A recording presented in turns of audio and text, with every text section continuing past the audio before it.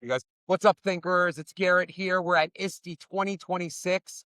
And guys, we have some special guests with us today. They are Thinkering Collective partners, dear and near to our heart, but new faces from ClearTouch, the company. We've got Billy Jack Guerin here and Steve Gallant. I thought it was Gallant. Gallant, actually, of all Gallant. things. It's Yeah. a mixture of the both. Who knows? No one knows. And I had it nailed. And then I, of course, was going to botch it. That's a part of it. But welcome, guys. Yeah, thanks for having me. Thinkering Voices. Tell us a little bit, starting with you, Steve. Sure. What you guys do for ClearTouch. So I'm actually the account manager for the Carolinas and for Virginia. But I've had many roles over the years. I've actually been with ClearTouch going on about 12 years now. Wow. And so I was originally in outside sales when we were a very, very lean team. And then I transitioned into what we call digital sales. So our experience center, which we'll get into in a minute, our digital studios, Tristan, all that stuff. That's kind of was my baby for about 8 years. And then about a year ago, I transitioned back out into the field. Can't keep me out of the field. So that's what I do now. I'm Like talking with people. That's it, man. People, and I like the products too. So awesome. Yeah. How about you, Billy Jack? Well, I've been here for 10 years now. Yeah. But I started my career off as a middle school math teacher. Not a ClearTouch. Not a Let's all say a ClearTouch. prayer. Yeah. Oh my gosh. Yep. And then I transitioned from the classroom to the district level, and I was in the ed tech team for Palm Beach County Schools. Very cool. And then when I left public education, I went to the private sector to work for a company called eInstruction, which made clickers in education. And I was there, led up a whole training team and technical sales engineers team across North America. And we did clickers. And then I had a partner who wanted to start selling interactive panels. And he reached out and said, hey, which one should I go with? And I introduced him to Wes Martin, who's the VP of sales at ClearTouch. Said ClearTouch has got the best touch TV. He started selling ClearTouch, and then every week I got text messages from him. You got to leave there and come to ClearTouch. Come work for us. And so eventually I did, and it was the best decision I've made. I've been here 10 years now. Yeah. And I can see why. We've had the pleasure, honestly, of going down, visiting the Experience Center, and meeting a lot of the ClearTouch team. And I feel like there's an overall culture of what needs to be, which is a culture, in my opinion, that allows for innovation, that allows for kind of open ideas and, thinking and failing and learning and growing. Would you say that's the case? Absolutely. And I would say that starts from the top down. Our founder, Keone Trask, has always been kind of an outside thinker. We were the first ones to market really with an interactive display in the US, first ones with 4K screens, first one with Android. So we've always kind of tried to push the boundary, even though we're a small company. I would still call us a mom and pop shop really, but we've grown tremendously. We've purchased a couple companies now. So, but still permeating all through that is that design culture, innovating, whatever we can figure out. We had the opportunity to spend some time with Keone personally. And honestly, that was one of the big reasons why we decided to partner with you guys, because our lens is all about how do we ensure, as technology just iterates and changes at a pace that we all can't keep up with, that we don't have this war of the world, AI takes over, right? And we really allow for the humanization to come back into education. Yep. I know you guys are here at ISTE, obviously, because you're a touchscreen company as well as a technology company. I wouldn't just limit you guys to that. But what is like this new exciting product that I've heard about called the Nova? Yeah. So, very much like everyone carries around a smartphone in their pocket. And there's a couple pain points for everybody with a smartphone. Every few years, you've got to upgrade your phone because you can't get the latest apps because you need the newest OS. Phone's so slow. Chipset. Yeah. The chipset of the device. Of course, another is the battery. But with interactive displays, the same problem exists. People need to upgrade their display every few years to get the latest Android operating system to get the latest apps. Even if the screen still works. Sense, Yeah, right? right, exactly. Yeah, and you got to take the old display down, all that kind of That's stuff. right, yeah. So what we've done is the very first in the world to take the TV board of the display and move it into a hot swappable unit, along with the RAM and the ROM, the chipset, the firmware. So essentially, typically when TV fails, it's the TV board of that TV that fails. Main circuit board. Yep. And you have to take the panel off the wall, disassemble it to replace that. Most of the time, it'll go into a landfill instead of actually replacing that component. The other is backlight issues of TVs that could go out. So with the Nova, we have eliminated both of those. We've done optical bonding to mitigate that ability for dust to get in, for backlight issues to occur. But we've also made that hot swappable core to essentially create brains that can switch out without even having to take the panel off the wall. You're able to upgrade that Android operating system, the chipset, the RAM, the ROM, the memory. So essentially the brains just pull out. And so every few years you can just change out the core without changing out the display.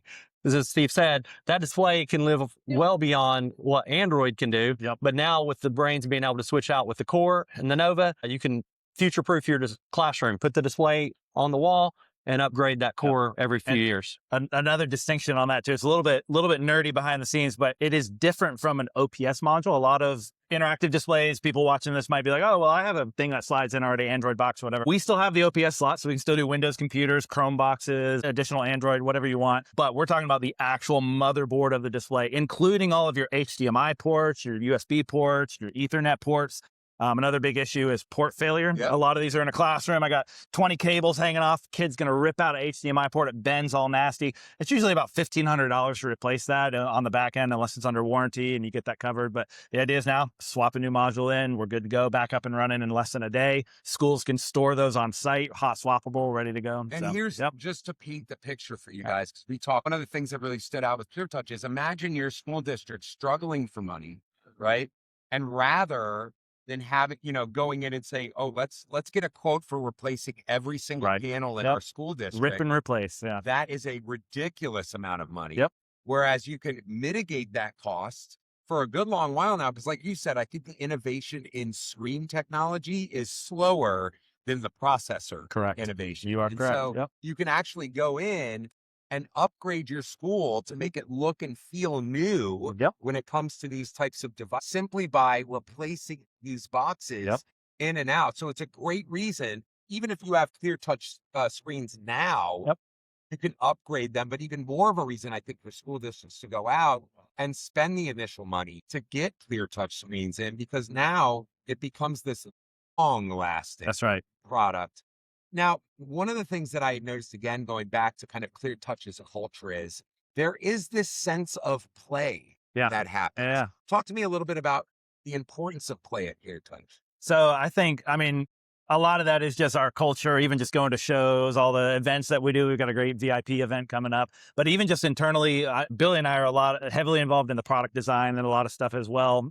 On the back end is Clear Digital is an awesome kind of avenue, I think, for our company to play. We have so many unique form factors of screens. Our CEO and our product development team are always looking at, we have things that go on top of stanchions now. We have battery-powered check-in stations. So we're kind of exploring what is possible through that technology, rather than just, it's a display in the front of a classroom and that's all we do. A lot of our competitors are very limited to projectors or a display. And I think we have a lot of fun with our form factors and our new software companies and all kinds of stuff. What kind of software do you got going on? I've seen some of it. It's really, really cool. But flex your muscles a little bit on the software that ClearTouch provides. Yeah, that's a great question. So we actually, on that same Nova, we've installed onboard AI. So no subscription needed. It has the ability, circle and fetch information about anything that you might pull up on the screen you maybe want to know more information about. It's got capability for like calculator. If you're not so good at math, you write out a problem, it'll solve it for you. It's got the ability just to ask the AI, which we call Doba, to, go open Chrome or do things like that you might do with a voice assistant. But then we've also added a really cool transcription and translation capability. So we make several softwares that come with our displays. We don't do subscriptions with ClearTouch. It all comes included. So one of them is an application called Collage that allows us to mirror devices up to the display and then take what's on the display and push it out to student devices. Works on every OS. But one of the cool features of this transcription and translation feature is that you can turn on the ability to do live transcription translation. So when normally in a display, you might see transcription and it's showing the words of somebody speaking, and we can do that. But then you can toggle it on to do a translation on the screen. Cool, that's one display. But what if every kid had a display in the classroom? Or a different language. Yeah, exactly. So you can actually have 90 different students with 90 different languages. And in Collage, they can pick their language and it will translate to their device. What the teacher speaking in one language will come to them in their native language. with no subscription, all on the local area network. No internet needed. Basically, you're on that local area network with your device open. You're teaching in the classroom. One language. I know Southern. My wife, she knows about 5 languages. I But thought you said 7 at first, but Yeah. you said Southern. no, Southern.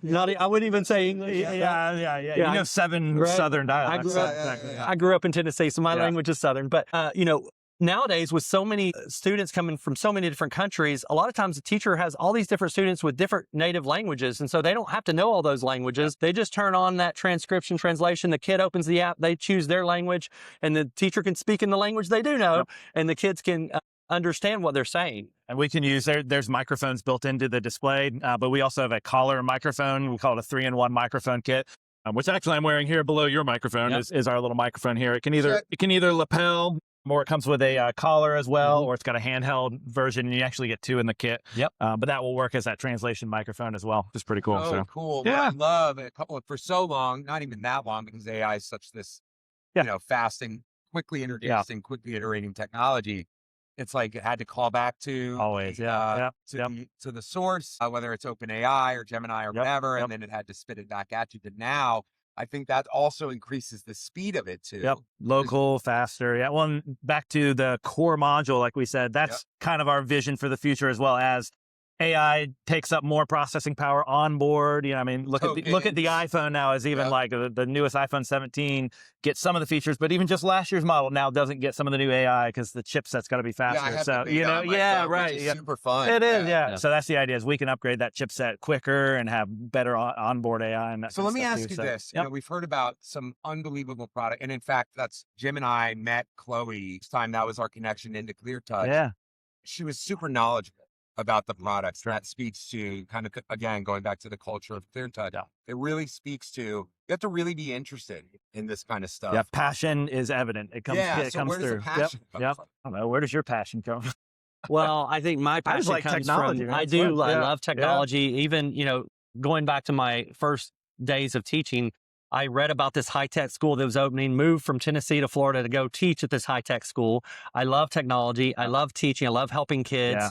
But now I get to help teachers use that technology to reach more kids. So we're passionate about what we do because we know the products make a difference.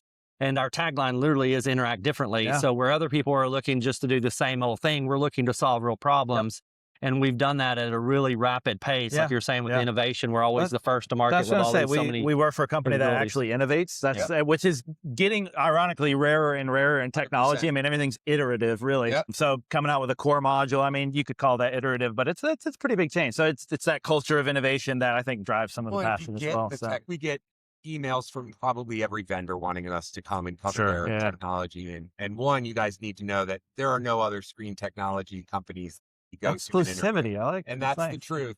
We say, like, we have a partner there, and it would be a conflict of interest. However, what I would prior to this partnership, we were covering an event. LG, and I'm just going to call them out because LG is big, came up to us. They wanted us to come to their booth. They wanted us to come to their booth this time around too. And we went there, and our lens is always like, how is this used for learners? Yeah, sure. And we asked those types of questions, 0 answers, right? It was, look at this, it's a screen. And then look at this, it's a bigger. This was a bigger screen. Yeah, exactly. And then an even bigger screen. But there's no understanding on the back end of how this is used in classrooms. And I think one of the impressive things about ClearTouch was going to the experience center and, a guy like Tristan, actually seeing it set up in a guy a like classroom, Tristan telling us, like, I've been in education 27 years, telling me how these things are used in the classroom, and Jim getting super excited, what? This is unbelievable. How do we work? Yeah, right. How do we work? That's where this is going. All right. Well, I think we got an NDA here. We could say. What is I got one point real quick. Like, after we left the experience center, one of the coolest things is, like, I popped into a few different schools with documentary pieces. I'd never looked at, like, ClearTouch screens on the wall before. Yeah. But now my eyes ready for it. So I say, like, Snap, cool, ClearTouch, that's one of our partners. And literally every single time I've done it, 5 out of 5 times, educators have literally just, without listening to being done, we love ClearTouch. we love ClearTouch. And, like, I've not seen an educator respond to a technology product with positive emotion Right. like that, and it's a passion. But how do you connect that human Right, side of yeah. that tech? Well, I think that's part of it too. I think a lot of times, again, almost ironically, is all technology is almost taking away more time than it is giving you time back. And so if it's a personal device that you that's got, such it a used good to be point, different, man. you know, Yeah. but if it's a personal device where it's too complicated, I got to do all this. Whereas I think the ClearTouch panel, it's a central object in the, I mean, this might be true for IFPs in general, but ClearTouch in particular, but it's a central piece of technology in the classroom. It actually builds community around it. Things like you were talking about with the collage software, bringing the kids' devices in, and teachers actually use those features. They do. I'm always shocked too, because I'm like, we have a lot of features, but they're using those little features, translation, all that kind of stuff. So I think to your point, why I hear so often that people love ClearTouch is it meets them where they are. If Yeah. I walk into a school and go to 30 different classrooms, I will see 30 different teachers using ClearTouch in a different way in all 30 classrooms. It's not like you can only do it this way. So we talked about the collage. You might be mirroring up devices. So teacher might be mirroring up their device. It gives it wireless touchback for Mac and Windows and iPad and other devices soon. We also have the ability to give the students the ability to do that wireless touchback. And then we have software for IT. So we have a command MDM that allows them to manage all the displays without go physically touch panels. They do their firmware updates, so they keep the teacher's product up to date for them just through a click, through a web interface. It integrates with security in emergency notification companies like Centegix, Entrado, SingleWire, Audio Enhancement, Raptor, Alertus, Crisis Go. All these emergency notification companies, they talk to the display. So it's emergency endpoint. So there are safety issues out there, and we provide that digital signage in the emergency situations. And then from an instructional perspective, we have instructional software for Chorus. So teachers are able to have AI build lessons for them that's aligned to standards that they can push out to kids. It talks to Google Classroom, Canvas, Google, Microsoft, ClassLink, Clever. So we have all these integrations just to make the teacher's life easier. And if it's making their life easier, of course I'm going to love that product. It's like my Tesla. That car drives itself. I don't have to drive it. It makes my life easier. And that's what we do at ClearTouch. It's complete. Yes. Well, any car can get you from point A to point B, but our products evolve with the teacher. As they grow in their technology, they're able to do more and more and more because our product is complete. It's not just one thing. It's so much more. It's a complete ecosystem. Shout out to our teachers. A lot of work for us on the back end, but to your point, that's to make a ton of features and a ton of flexibility in the classroom, because not every teacher is going to use every single thing that we do, but they can zone in on how they want to teach, what they want to teach, and it's as easy as click, click, click. Here we go. We're up and running. So it's awesome. Yeah. How often has an educator showed you a use case of your product? Oh, You yeah. never thought of it. I mean, actually, that's how a lot of our products get improved, because they're like, teacher hey, feedback, could you do this, X, Y, or Z? Like, they're little things like teachers use YouTube all the time, right? But what's the problem with YouTube? You open a YouTube app, you're getting all these ads. So within our instructional software, of course, you open up our Symphony whiteboard. Can we do this without ads? And we had a teacher ask, could we pull in YouTube videos without ads? So we did that. So within the whiteboard app, if they search for a YouTube video, it pulls it in, no ads, rips out the commentary, rips out the links. It's just the educational content right in the whiteboard where they need it. Is that software driven? Yes, it is. I believe I will have to ask our product guys. I think Google actually has an API for education. You can't just go to a website where there's no ads, but on the back end there's an API. Maybe we pay for it. I don't know, but it cleans it up. Yeah, and there's no ad. The only thing we tell them, there can be content ads, like if it's baked in where the guy's like, and now a Thinkering Collective ad. You know, sure you're gonna watch it, but there's no Tide Stick ad at the beginning. There's no or whatever else. You know. But I think even this day and age, especially with software, talking about APIs and plugins on the back end, it's not even about the technology. It's about how companies deliver technology to the market. And I think one of the very unique things that ClearTouch does clearly is because you have this feedback loop with educators, you're able to provide an experience that they actually want.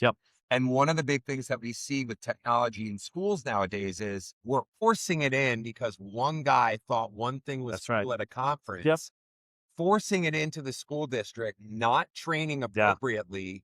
Teacher feels even more overwhelmed because they have another thing. One of the things we don't do in schools is take away things. It's like, let's just keep add. One more thing in my classroom. And they have to learn how to do one more thing. And that's why I think personally, coming from that teacher lens, that human lens, you guys see the success you do with your clients is because, and you probably already know this, You're actually talking to them. Yep. The fact that you guys are willing to work with us on this fellowship that we're Right. going to be rolling out soon is unbelievable. It shows to me that we actually care about our end user, the teacher. Yep. You know? Teachers on staff too. Yeah. yeah. So The cool. half Former of, teacher I right feel like here. half of our company That's are former right. teachers. I was going to Exactly. Yeah. say, you know, we've talked about some great products that you guys have done. We've talked about a little bit of like the why you guys are in it, a little bit of culture. What's your main goal coming to education's biggest conference? That one? Going back to what you said about getting feedback, we are obviously launching new products, and that's awesome. But hearing from educators about what they need in the classroom, we're already developing what's coming next. Even though we're launching products today, we already know what's on that roadmap, but we're changing that roadmap based on feedback we're getting as we release these new products. And so, you know, as you mentioned, that educator background is really important. I came on as one of the first teachers, former teachers on the team, and we built out a whole professional services team. And we're the front line of the company because we're working with the teachers. They're telling us what they, you know, want, this or that they need. And we definitely get that at these big conferences because we're getting it from all the different geographies. And so it's not just this one region or that region, because, you know, there's a lot of legislation out there about like anti-screen for student devices, things like that. And we're taking all that into consideration as we're developing new products and how we're meeting the needs of today, not 10 years ago or whatever. It's like, where's the market going? And developing products like the Command Studio, where we can literally take our solution, a mobile lab, and broadcast into every classroom. Right. So those kinds of things were born out of customers saying, we really like your virtual studio. We want to replicate what you're doing in our school district. Yep. And we knew it needed to be super user friendly if we did that, because most people don't have the video production background you guys do, right? So we created a super user interface as a battery operator you're able to touch and then live stream to every Pull display, it out of the box and go. YouTube Live, Facebook Live, or through our Command MDM to every Clear Touch or Clear Digital display. It was when we went to the Experience Center, Jim and I like literally walked in and went, what is that? And we see, you know, obviously morning announcements, remote to classroom. You know, all the podcast setups for kids. Even just like recording boardroom meetings or the school board meetings and things like that. Sports. Athletics. Battery operated. Put it in the basketball. Hours, you set the PTZ there, PTZ there. You turn on the AI, let it track them. Yep, exactly. That's the kind of coverage I get goosebumps talking about it. Yeah. That's the kind of coverage that you just don't have. And what kids need to have is like real experiences.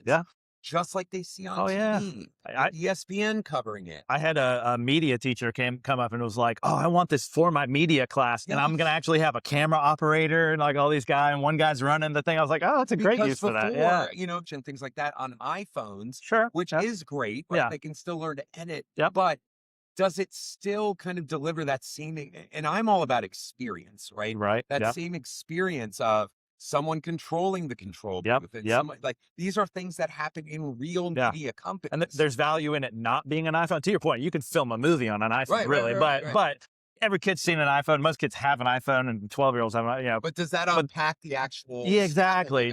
Are they as focused on, wow, I could get this angle, let's get, oh, whatever. That's cool, like program a game on a TI-83 calculator. Yeah, that's right, Really but do you want to? Yeah, exactly, Exactly. You know what I mean? Right. I get it. Well, although the block game was fire on the TI-83, stacking the block. Yeah, exactly. What was it? Robber or Mafia? Yeah. That's funny. I made an RPG with like a world map and everything. Right. 2 years. Yeah.